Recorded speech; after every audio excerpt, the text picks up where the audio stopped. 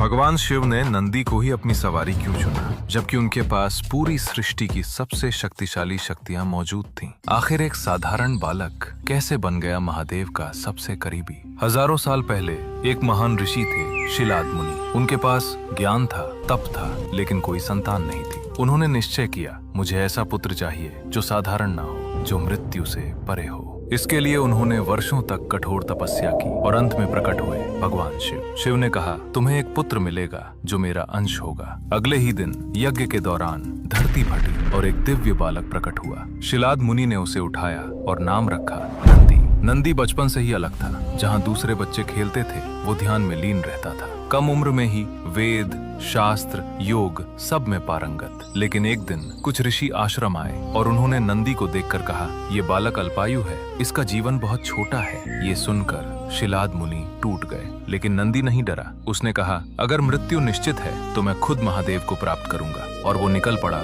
हिमालय की कठोर तपस्या के लिए। सालों तक ठंडी हवाएं, बर्फ, तूफान और सिर्फ एक मंत्र, ओम नमः शिवाय। आखिरकार शिव प्रकट हुए। उन्होंने पूछा, क्या चाहते हो? नंदी ने कहा, मुझे अमरता नहीं चाहिए, मुझे बस आपकी सेवा चाहिए। मैं हमेशा आपके पास रहना चाहता हूँ। यही भक्ति उसे सबसे अलग बनाती है। शिव प्रसन्न हुए और बोले, आज से तुम मेरे गणों के प्रमुख हो, तुम कैलाश के द्वारपाल हो और तुम मेरे सबसे प्रिय। भगवान शिव ने नंदी को ही अपनी सवारी क्यों चुना, जबकि उनके पास पूरी सृष्टि की सबसे शक्तिशाली शक्तियां मौजूद थीं? आखिर एक साधारण बालक कैसे बन गया महादेव का सबसे करीबी? हजारों साल पहले एक महान ऋषि थे, शिलाद मुनि। उनके पास ज्ञान था, तप था, लेकिन कोई संतान नहीं थी। उन्होंने निश्चय किया, मुझे ऐसा पुत्र चाहिए जो साधारण ना हो, जो मृत्यु से परे हो। इसके लिए उन्होंने वर्षों तक कठोर तपस्या की और अंत में प्रकट हुए भगवान शिव। शिव ने कहा, तुम्हें एक पुत्र मिलेगा जो मेरा अंश होगा। अगले ही दिन यज्ञ के दौरान